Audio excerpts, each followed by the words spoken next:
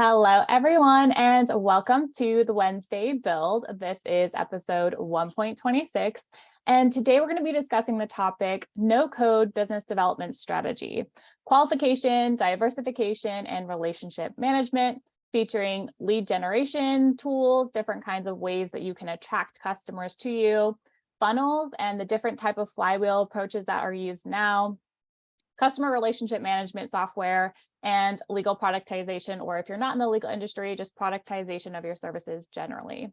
So my name is Brittany Hernandez. For those of you that don't know me, you can call me the bee emoji or bee or peanut or brittle as you like. My dad and uncle like to have my nicknames of peanut and brittle. I'm from San Diego, California, but I live in London now. My background is that I'm a veteran of the United States military. I'm also a lawyer. I'm also a professional no-code, low-code developer, founder and CEO. So lots of different things going on in my life, but I love that I get to be the global ambassador to law schools for Gavel, formerly Documate. And in that role, I get to teach law students about how to use different types of legal tech tools like Gavel and other tools like Softer, Airtable, Zapier, Notion, and so on, to create this type of scalable business that we can start from scratch on our own or within our teams. So I'm also the creator and host of the Lightning Talks with Legal Innovators series, which actually happens tomorrow, which is really exciting because one of my fellows from the Law Students in Legal Tech Fellowship is going to be speaking, Max Ranzato. He actually won the hackathon competition in 2 different categories. So I'm really excited to hear from him. And I'm also the creator and editor of the Tuesday Forecast newsletter, which comes out every Tuesday, as well as the founder of Command Retreats, where once a year I go to different places around the world with a set of wonderful female founders and high achievers, and we're going to Lisbon, Portugal this year. So I'm really excited. So let's go ahead and get started in today's topic. As I mentioned, we're specifically talking about no-code business development strategy. And when we talk about this, it's helpful to have a little bit of context and definition. So when we talk about no-code, we're simply talking about a way for you as, let's say, a sole practitioner or somebody who is an entrepreneur who is trying to create something from scratch, can easily and quickly build something without having to retrain in how to code as a developer. So that is somebody who would be able to do something like HTML, CSS, JavaScript, and so on. So there can be different elements of this coding, these different coding languages within what you use. So a no-code, low-code type of tool. But there are ways to utilize and harness no-code for your business. So it's really fun to get to play with these tools because coming from any background, it makes it to where you can start building things like websites and applications, and it just feels like a superpower and like you're so free once you start using these types of tools. So I'm going to go through a couple of different tools and how we can use them as part of our overall business development strategy. So obviously it would depend on what your business is, but it is really fun to just try something because you could also use this as something that is a side hustle. So when we talk about business development, I'm going to just go over a quick definition of business development using a HubSpot blog article to help me out with this. So there is a great article called The Ultimate Guide to Business Development and How It Can Help Your Company Grow, which I highly recommend. But we're just going to borrow the definition here. So business development is the process of implementing strategies and opportunities across your organization to promote growth and boost revenue. So the idea here is that we're trying to come up with different ways to attract customers to us, which we'll talk about lead generation.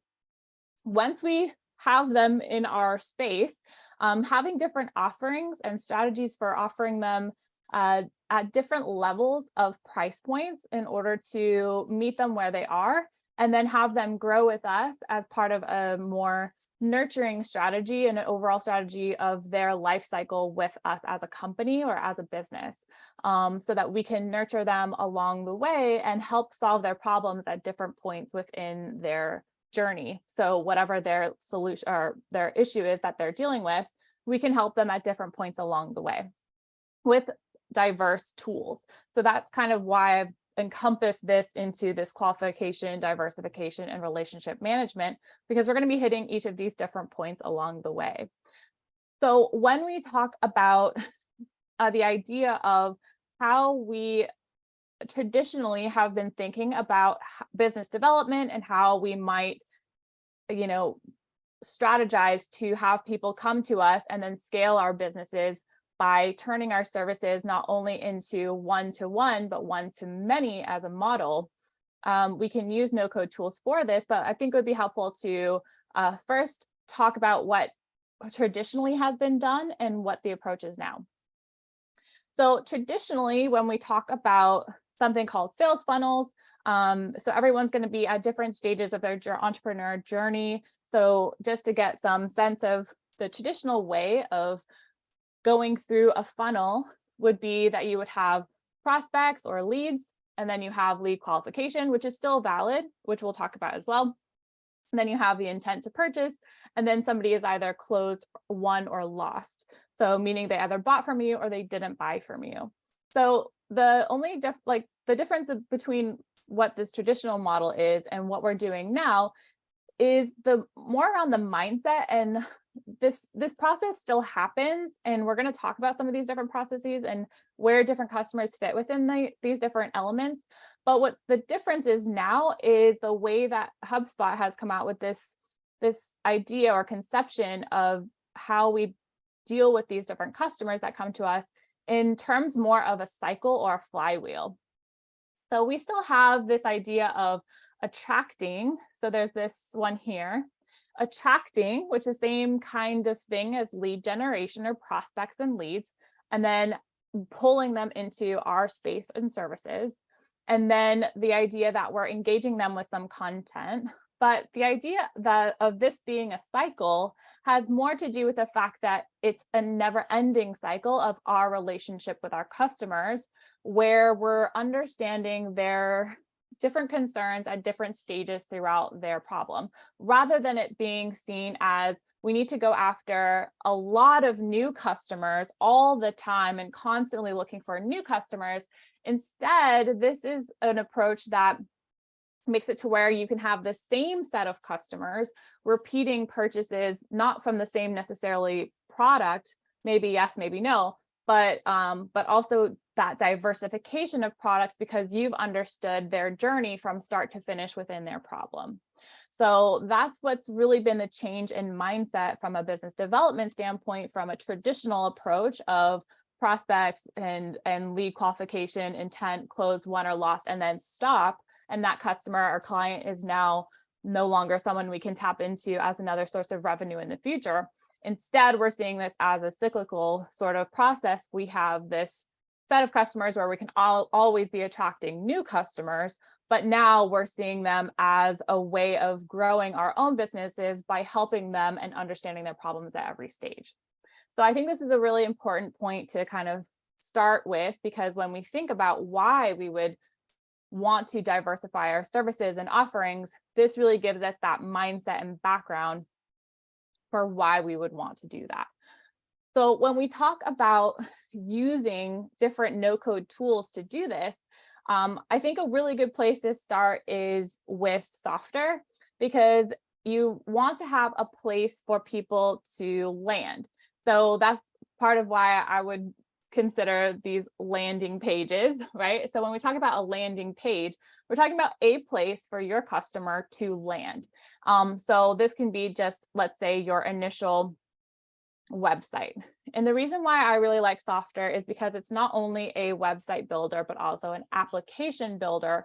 So you can grow as a no-code developer utilizing these different business development strategies, from building a single, let's say, homepage or landing page that connects to, let's say, some kind of booking link or a way for them to contact you using a contact form, for example, all the way through to a portal where your clients can have memberships that are paid for or free, and have their own space to live within the world that you've created. So Softer you have a free plan on Softer. They also have paid plans as well, but you can do a lot with a free plan. So this page, for example, was built with a free plan, and maybe you can probably do it in 20 minutes. So I'll show you we can build kind of a test one together just to show you how the building blocks work for this type of tool. But the point is that you need a place for people to start to find you online. Obviously, it would depend, even if you have a service that is done or a product that is kind of out in the world, you would still need a place for people to find you online, obviously. So if you are doing something that is a side hustle, or you're starting something that is going to be your main business or your main source of income, you would need a place for them to start and find you. So the first starting point would be, I think, Softer. So as a business, as a tool, Softer is, let's just go to softer.io. So this is a way to, as it says, build software without developers and really quickly. So this makes it to where you can connect on the back end things like Airtable, which is also a no-code tool, or Google Sheets, which is obviously something we're all more familiar with. So with this tool, what it's saying is basically that you can build something from scratch like this that is interactive and can be customized the way that you want it really, really quickly. So let's just use this as an example. So let's say we want to just create a very basic page to start off our journey with our customers. And we just need a place for someone to come to.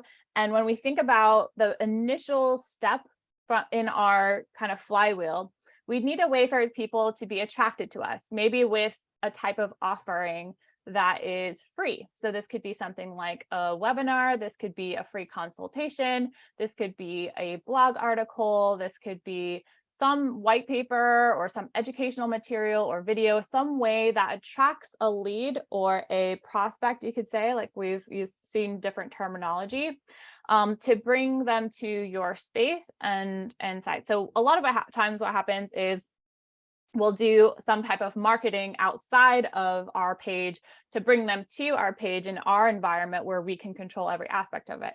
Meaning we would do ads on Facebook or YouTube, or we would do videos and content on TikTok or LinkedIn or whatever else, whatever channels or whatever places that our leads would live and be, talking about their problem or thinking about the problem or just interacting with others. So then we would have them gravitate to the site that we've created then with Softer. So in this particular case, I'm going to just quickly show you how you would build just a very basic page using Softer. So you can start with a template. So I generally personally like to start from scratch. I mean, obviously everyone's different, but mostly because I would like to know exactly like what everything is doing. So if I end up using a template, I'll have to like reverse engineer to understand where everything is going and how everything is working, which is also a great exercise in and of itself, especially when you're first starting out and learning. So it is a good way to kind of figure out how things piece together. Some of these can get a little bit in the weeds and more complicated if you are starting from zero and have never touched the tool before.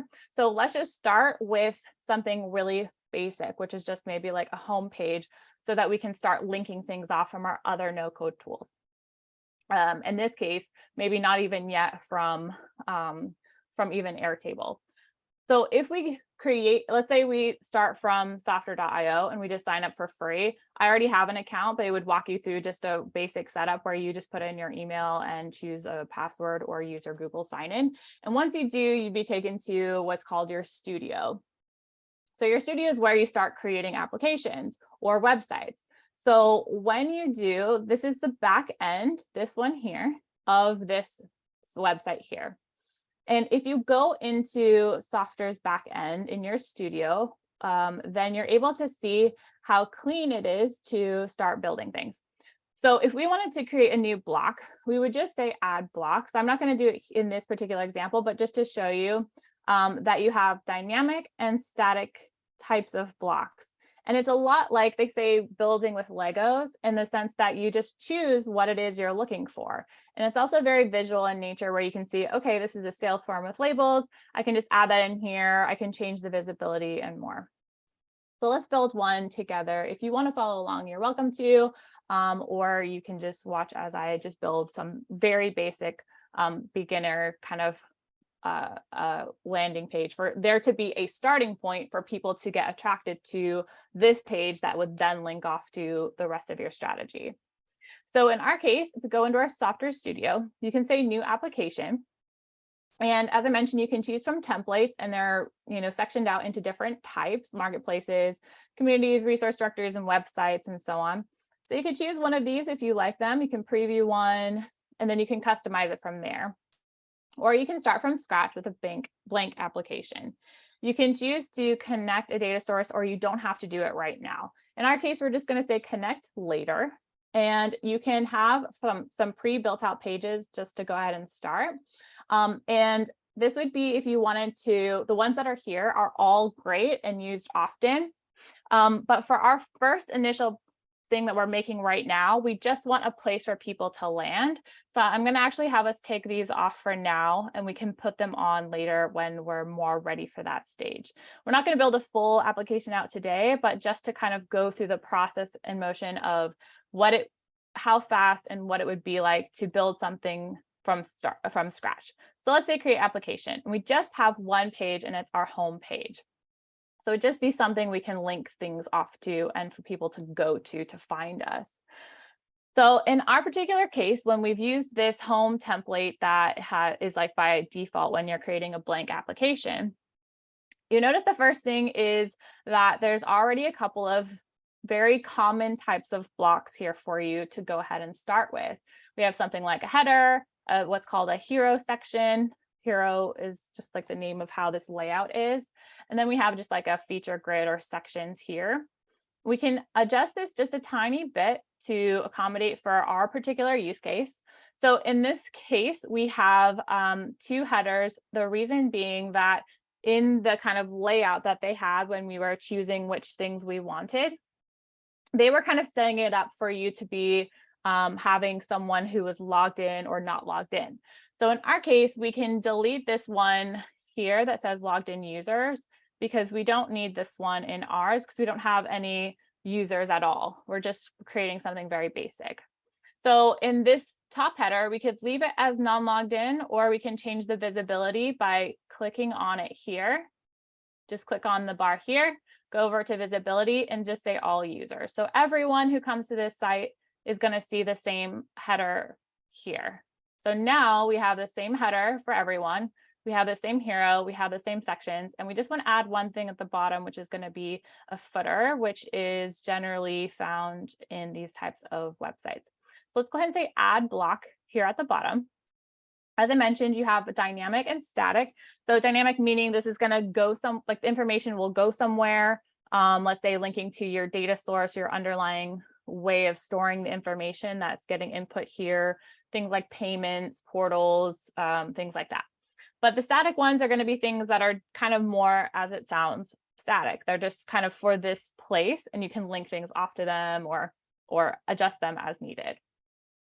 So in this particular case, we're actually just looking for a footer. So if we scroll down, we can see our different toggles and sections, and we want to just find the one that says footer. So under footer, when you're choosing, you get to customize which type you want. So let's say we have this one that's footer with links. We have footer with links and group description, and all these different kinds. So let's just do something really simple, and let's use footer with links. So we just click on it, and it's already added now. So even with just doing these couple of adjustments, taking off the header that was for logged in users, adjusting the visibility of this one, and adding a footer, we have a basic page that we can then work off of here. So that took maybe like 1 minute. Obviously, it doesn't have our information yet, but it has the pieces that would be part of making a website. You can also adjust to see, what does this look like on a tablet? What does this look like on a mobile device? So you can adjust how things look, so you're not always looking from one place. Great. So we already have now this single page that we can then start working off of and customizing for our own needs. And when you're building something, either as somebody who's a full stack developer or somebody who's using no-code tools, whenever you're developing something, you always want to do what's called build a minimum viable product, or an MVP. So that means we're not trying to put all of the bells and whistles and colors and graphics and pictures and all that stuff just yet, not at the beginning, because we don't yet have our base of what we're trying to do.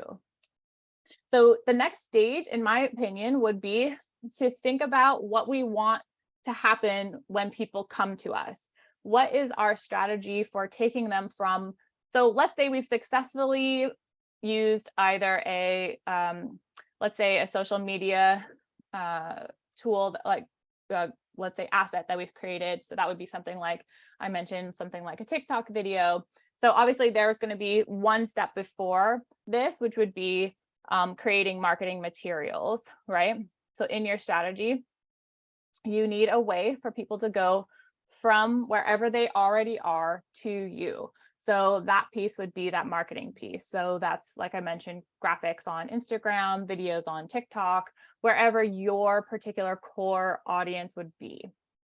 And even before that, it would be researching who is your target market, right? So it's like goes research to marketing to this page. So understand that in the process of things, we're talking specifically about once they land here, then what happens? Okay. So in that sense, we're thinking about what do we offer? So let's say, let's say a sole practitioner who's just started their practice after maybe working at a larger firm, if we're a lawyer, or let's say we are an entrepreneur who offers services in something else, where we're like a consultant or a designer or whatever the case may be, or we offer some kind of tangible good or product. So in whatever case, we need to think about what would be the best next step once they get here. And that's why we have things like calls to action, is we're thinking about what do we want people to do? And I think when we keep this as simple as possible, it's going to be better. So we don't want a lot of different messages. We want one clear next step at this stage. When I was working for a legal tech startup called Vala, the boss the CEO there gave me a great piece of advice, because I have a tendency to say, like, do these 5 things. So this is something that I can work on as well. So I can be like, register for the lightning talk. And also I'm going to be online tomorrow. And also we're doing this next week. And also sign up for this. So what she said is one job per asset. So you want to keep it simple, one call to action per asset, and without having all of these confusing messages of what to do next. When someone comes here, they should know exactly what you want them to do next, which is either book a consultation for free for 15 minutes, or maybe let's say there's 2 things on here. One would be something like sign up for a call with us for 15 minutes. And then the second one would be something like check out our free resources, something like that. And then maybe on the bottom, we have a way for them to contact us. So that's not necessarily our call to action, but just more of a way for someone who is confused or trying to figure out what to do next, or wants to talk to us about something else, has a way to contact us. So I think we should strip this down to a couple of different things. So I think it should be something like book a call with us, and then like free resources, and then a contact form. And then once you start building each of these pieces out more, then you'll expand what's on here. So we can actually strip this top part down quite a lot, right? So from this top part, we can take away some of these links. So if we click into this header section here, we can go over to the side here, and we can change and update our image to make it our own logos. But as I mentioned, we're just creating an MVP right now, so we don't necessarily need to add our logos, and because maybe we do all of our modifications and we want to do something else and start over. So it doesn't really help us to go through and do a lot of like customizations just yet, but we do want to start taking things away that we don't need. So let's say, for example, we don't want this home button, because they can actually click on this as well to go back to the home page, or we don't really need this documents one. Maybe we only would need like one link up here, which would be 1 or 2. Let's say one is, let's say resources, and then the next one would be like about us or something like that. So I would keep it really simple. And if you want to build, as I mentioned, if you want to build out more pieces to this, like if you want blog to be up here, that would be fine too, but you could also put that under resources. So let's say, for example, you want to have a blog and you're kind of starting this out, you can add a sublink and the sublink would be named blog. So that's how easy it is to start kind of doing this. So when we preview this now that we've done a few modifications, we can see that when we click on resources, we can see blog. When we click on stuff, it's not going to go anywhere because we haven't linked things together yet. But you can see how this is starting to shape up very quickly. And you're acting as someone who is a website developer right now by clicking through and just kind of knowing where to start clicking and where to start writing and where the actions happen. So when we think about this as well, as we mentioned, we want to have just very few calls to action. And we understand right now that we don't actually have client portals or users yet. So we, as far as these two buttons up here are concerned, we don't need them to sign in or sign up. We maybe just want them to book a call, let's say. So let's go ahead and find these ones here. So if we scroll down, if we click into our header and we scroll down on the right and we look over to our buttons section here, we're going to see the two buttons, sign in and sign up. They don't link off to anywhere, but we can delete one.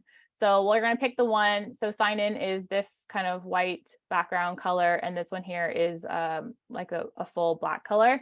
So you can just choose which one you want and think about from a design and visual standpoint, which thing you want to be the most dominant on the page. So let's say, for example, we want the strong call to action to be here in the middle of the page when they get to it, and have that be the most prominent on the page because we want them to do that thing first. So in that case, I would personally, even though this would be mimicking or mirroring the call to action, I would probably have this be in this kind of less prominent coloring. So I would take off the sign up form that's in the all black.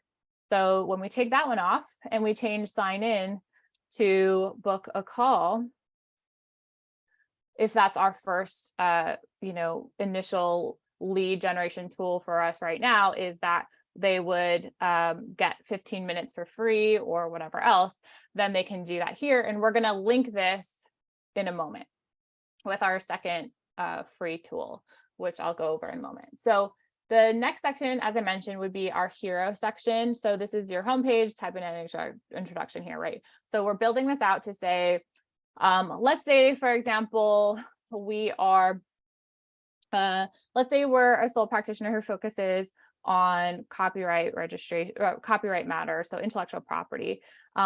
So let's say we're talking to, we want to talk specifically to our audience and our pages and our copy. So there's actually an AI bot copywriter assistant. So you can enter, if you click on this little robot guy here, what that can do is give you like some suggestions. So the main idea, so let's say something like, I haven't used this too much, but you could say like, write a header for a law firm that focuses on copyright matters. So we could try that, for example, write a header or write a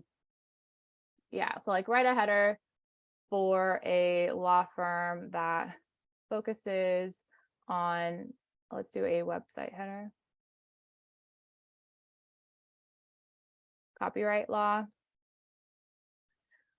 So we can say try, and we'll see what this does. Like I said, I haven't tried the AI tool copywriter. So copyright law specialist at law firm, expert help for all your copyright law needs. So if we say add to app, then we can update this here. So it's going to give us it doesn't necessarily have to. So that's giving us actually a title and a subtitle. So let's see, like copyright law specialists at law firm, and then it's going to be taking this expert help for all your copyright law needs, and that would be this subheader here.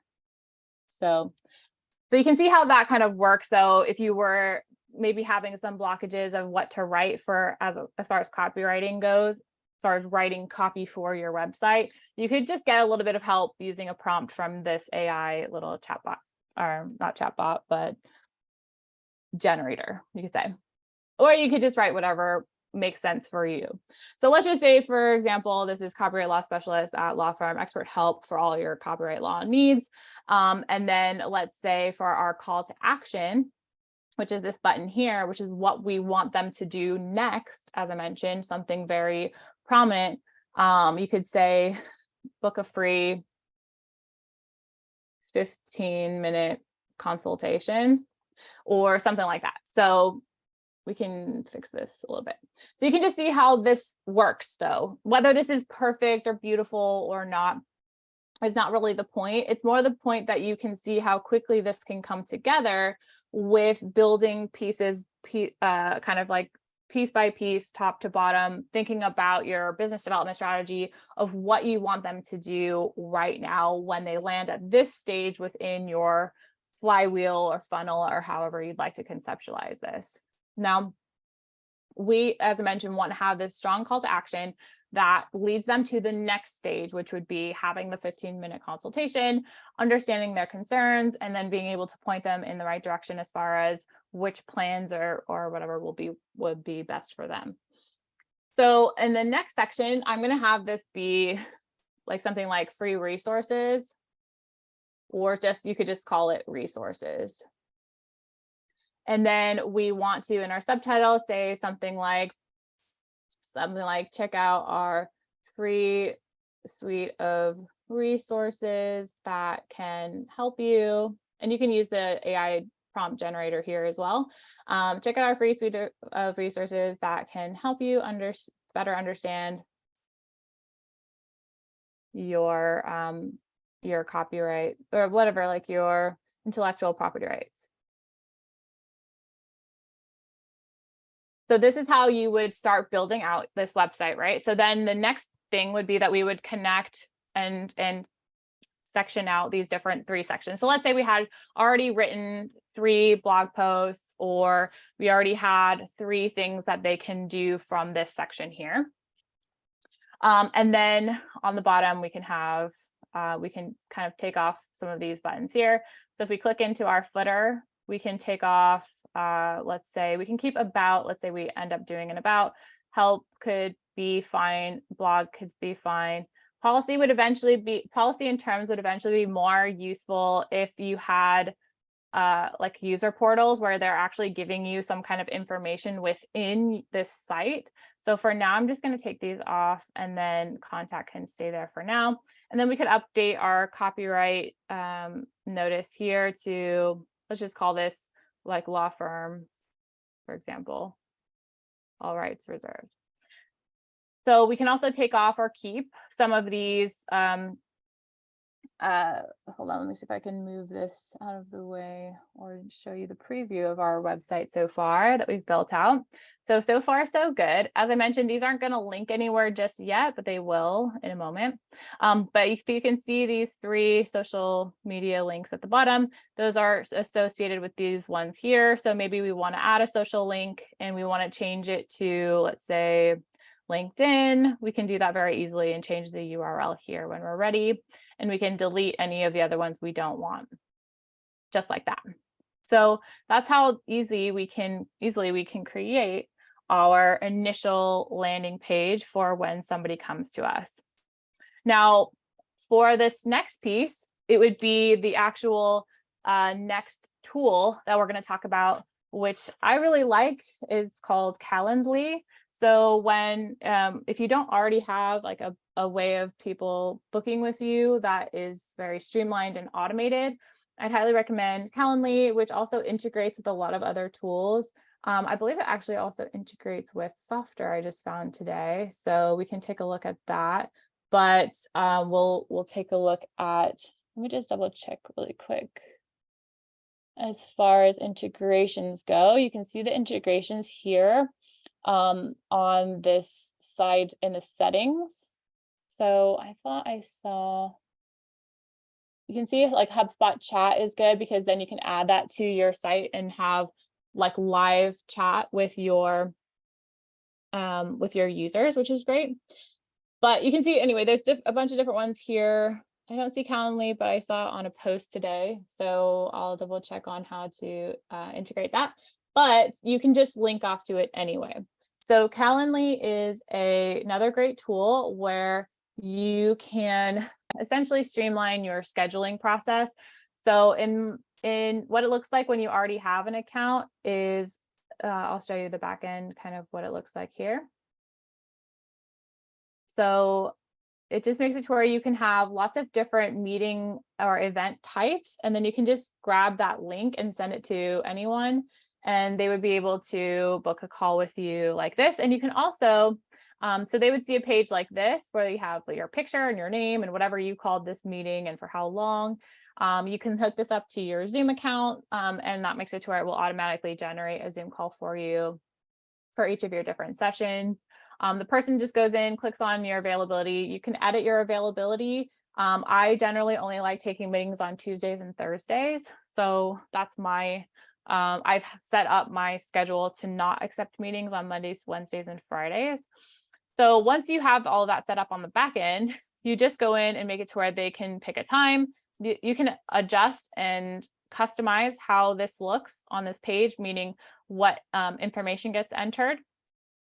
So first name, last name, email, and then where they want to, where they would like to meet, or you can just make this to where it's only one, for example, one location. And then they can add some different questions, and you can have other questions too, like where did you hear about us or whatever else. And you can also have a payment page here. So let's say, for example, at some future stage in your flywheel or pipeline or sales funnel, let's say, you want them to pay for let's say an hour of time with you, you can just add a paywall in front here, and they would have to pay before they can schedule. So let's say, for example, we have created our, because there's a free version of Calendly, and then there's also paid versions. This example or dummy account is a free version, and you're still able to do a lot with it.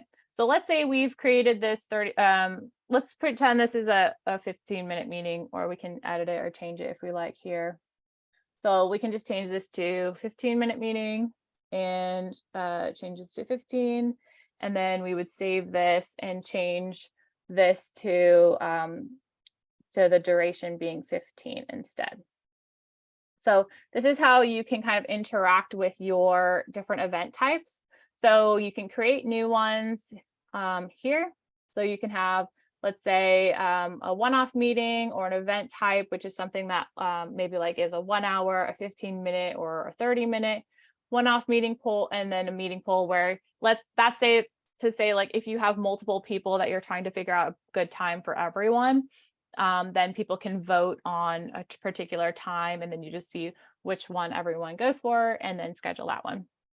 So let's say we've just updated and created our 15-minute meeting with our Calendly accounts. We can just copy this link, and we're going to attach that to our Software website now.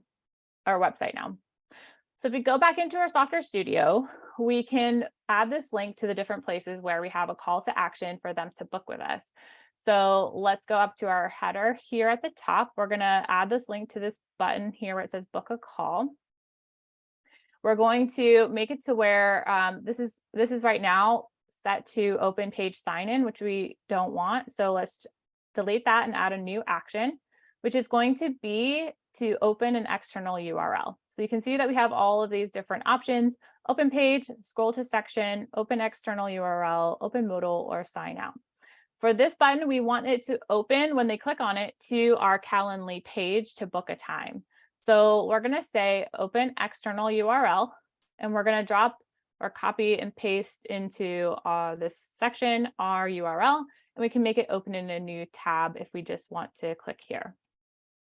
So that's how easy we're able to start linking different tools together to create this flow of how people come to us. So when we think next about this section, we're going to apply the same principle. We're going to click into this section. We're going to look for our button here. We're going to say add action, open external URL, drop in that URL link, and say open a new tab. So far, so good. We have it to where somebody has come. We've already done our research, let's say, for our target market to figure out where they live, where do they hang out. We have done some different marketing assets that we can create in order to make it to where they are able to find this page. And then once they're on here, their call to action or their next step is going to be for them to book a call with us. And that's made obvious by it being the most prominent and first thing they see on our page.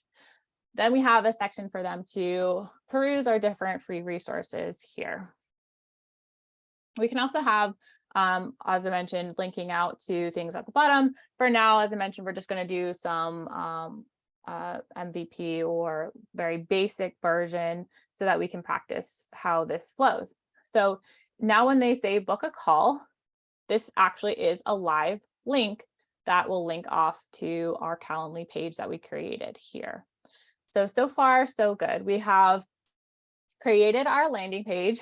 Now, if we wanted this to be live, which maybe we don't right now because it's not really ready, but if we did want it to be live, we can give it a name here. So let's say copyright law firm, for example, and then let's just hit enter.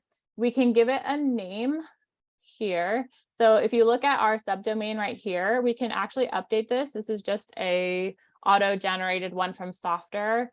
So we can make it to where our actual subdomain could be, let's say, copyrightlawfirm.softer.app. So and then you would just say publish, and that would make that a live link that you could then share with other people that they could actually interact with in real life and start to link off to and so on, and book a call with you. You can also, even on the free plan, I believe you get one custom domain linked. So that means that if you already have, let's say you've purchased a domain name on GoDaddy or whatever else, then, or let's say Google Domains, then you can take that and link that custom domain name to this website, so that instead of it being, copyrightlawfirm.softer.app, it would be copyrightlawfirm.com.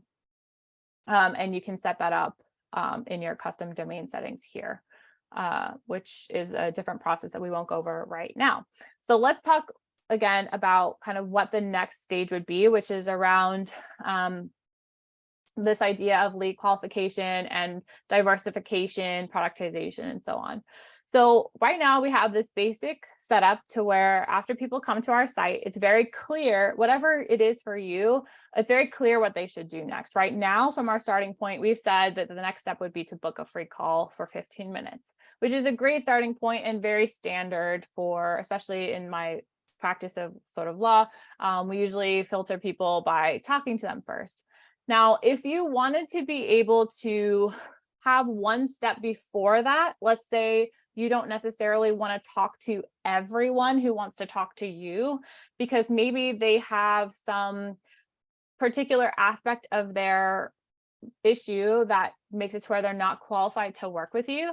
If they've then booked a time with you and spoken to you, they've taken away a slot that could have been for someone who was qualified to work with you. So maybe you only work with people who are at the stage where they've already registered their copyright. So maybe you would want to have one step before this, which is a lead qualification kind of wizard, you could say, that makes it to where you're able to ask a series of questions where logic is attached that allows you to filter out people who don't qualify to speak to you. Or it's not that they're not qualified to speak to you, it's just that you're not able to help them based on whatever their answers were to that question. And it's that place where I think a great tool like Gavel comes in. So Gavel is a tool that is mostly used by lawyers, but can be used by lots of other people as well.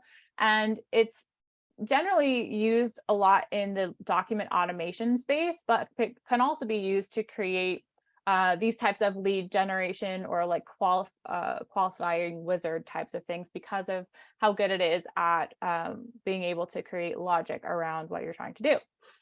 So I'll give you an example of this that's not necessarily in the copyright space, but can illustrate this point of filtering out people who may not qualify for what it is you're trying to do. And this can be in place of this first step. So maybe instead of saying as our first step, call us or get on a call with us, maybe we change this call to action depending on what it is you do to be find out if you are, take a 2-minute survey to figure out whether you are eligible for this type of thing. And then the next step after that would be to book a call with us.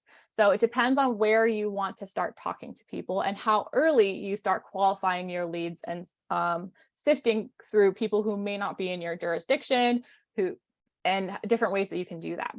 Some ways are easier than others. So let's say, for example, you simply have a notice on your site that says very clearly, like, we only work with people who are in this particular jurisdiction, who are at this stage. That might be sufficient to put people on notice and sift people out to say, okay, they can see that they don't qualify for these 3 reasons or whatever else. But if there's like a little bit more to it, maybe there's a little bit more elements that would be at play, then you can use something like Gavel, not only in this initial stage, but also at the later stages. So it's something that will take you from lead generation and qualification all the way through to actual generation of whatever they need from a productization or document automation standpoint. So this is what Gavel looks like on the back end as a builder or an admin. So as a builder or an admin, you're able to create different tools that can either serve as lead generation tools within themselves, meaning you are creating something that will provide value to someone at the same time as sifting different people out, or also, as mentioned, at different stages. So in this particular case of the one I'm going to show you, there is a way for people who have served in the military to get a particular type of grant called a specially adapted housing grant when certain conditions apply. So let's say, for example, we're not a copyright law firm. We're actually a law firm that focuses specifically on people who have been in the military and who have disabilities. But we want our service that we provide is that we help people apply for these grants. But in order for us to do that and work with the people that we can help, we want to be able to sift people out first. So that comes into play with this idea of qualification. So when we talk about qualification, we're going to create a tool like this where it asks a series of questions that will make it to where we can easily sift people through this process. So in this one, I'm saying, please note, only veterans and service members of the U.S. military may be eligible to apply for this type of grant, and I give any type of disclaimers needed and any type of context. And then I ask one question that will actually knock out most people. So I say, do you have one of the following service-connected disabilities, and give any context needed with some help text here. Then I have them choose from this list whether they have one of these different things or none of the above. Now, I know that they must have, according to the Veterans Housing Grants site that I pulled this information from. Let me just get to this one here. From the way that these grant applications are assessed by the U.S. Department of Veterans Affairs, is that both of these things must be true. They must have a qualifying service-connected disability, and they must be in a position where they own or will own the home, and they need to be using the money to buy, build, or change their permanent home. So knowing these different pieces of information makes it to where I can build something that qualifies these leads before they can talk to me at all. So I'm using this kind of combination of no-code tools to take someone from this initial stage and carry them through towards the end of their particular situation, but then creating that relationship with them and nurturing that relationship with them so that they're in that flywheel where we are offering different products at different stages. So let's say in this initial one, I'm just asking them, do you have one of these? Because I know that if not, they get kicked out. So let's say none of the above. And let's say I want to just be able to know like who is interacting with this. And so maybe I want to ask them, maybe I'll ask them another question too, which is something like, are you okay with us adding you to our list, for newsletters or whatever else? So let's go ahead and say continue. And we'll see here that we say sorry because we are going to kick them out of the workflow because they don't qualify for our particular grant, because we know that they must have this one thing in order to qualify. So they can just continue to the end and they're kicked out. Now, if they choose one of these other options though, and they continue, now they're taken to a completely separate screen and they're asked additional information, which is, will you be using the grant money to buy, build, or change your permanent home? And they can say yes or no. And the different logic is applied depending on their answer, because we know they must be using this grant money to buy, build, or change their permanent home in order for them to qualify. And then maybe for us to want to take them to the next step of working with us to then apply for this actual grant. So then let's say yes. So do you own or will you own the home? Because we know that that is one of the other necessities of this particular type of grant. So if they say no, we get the sorry message. And if they say yes, they're getting to continue to the you may be eligible page. Whereas if they had said no here and continued, they're taken to the end. So we're able to show and hide these different pages with conditional logic used within Gavel. So that is the front end of this kind of lead qualification wizard, and the back end of it looks like this. So if we go into the editor of this particular workflow, we can see it's actually kind of pretty straightforward. Sorry, it's pretty straightforward. We have some different types of blocks, an instruction block here to give all this information on that first page. So let's go ahead and run this from the start again. So from this initial section, this section here, this is just an instruction block, which you can easily add blocks by saying add question and choosing which type of block. So in this case, instruction, and then just typing in whatever information you'd like. Some other features here that are important to point out are the fact that we have different types of page and question logic at play. So if we go to our home information page here, we can see in this section that we are using page logic to hide this page if the person answered none of the above to the first question. And the reason for that is we only want them to move on to talk about their home if they actually qualify with one of the other disabilities. We then have logic here on the sorry page. I'm just going to adjust this a tiny bit to take off that additional sorry. On this page, we're saying show this page though if service-connected disabilities is none of the above. So if we go to this last eligibility page, this page will only show if both the questions were answered yes, and that is used with some question logic here, which makes it to where you can make certain things show or hide if something is true or false or yes or no. So in this case, with this note here for sorry, I'm saying show this if the question about whether they own the home is yes or no. And in that case, no. So that's how you can build these types of sort of qualification wizards using Gavel. In later stages of the relationship with a particular client or lead, you can have actual, let me go to the marketplace for a moment to show you. So if we go to the Gavel marketplace and we check out some of the different types of applications that have been built with the tool, we can see that we have different pricing points and ranges and different types of agreements, different types of packages, for example. We have things like a bill of sale. So you can build something with that, whatever in your particular realm, and productize that expertise and turn it into a workflow that's similar to this type of logic-based and maybe has some type of document output at the end to start productizing and diversifying your offerings as, let's say, a law firm, for example. When we talk about diversification even more, one tool I'd like to flag for you as well is called Thinkific.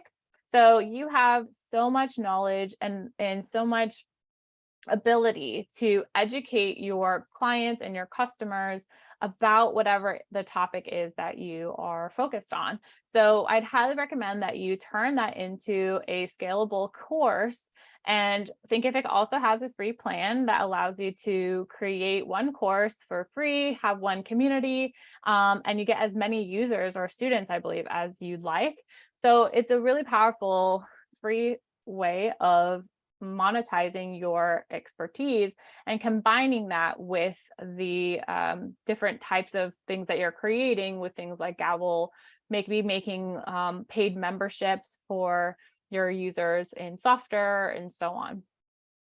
So right now we have some different ideas for tools that we can use along the way within our relationship with our clients. And the last tool I really wanted to highlight for you in the last 2 minutes or so is about relationship management. So a lot of the time, at least in the legal field, we'll use something like a Clio Grow or and for kind of this process, and also Clio Manage more on the case side.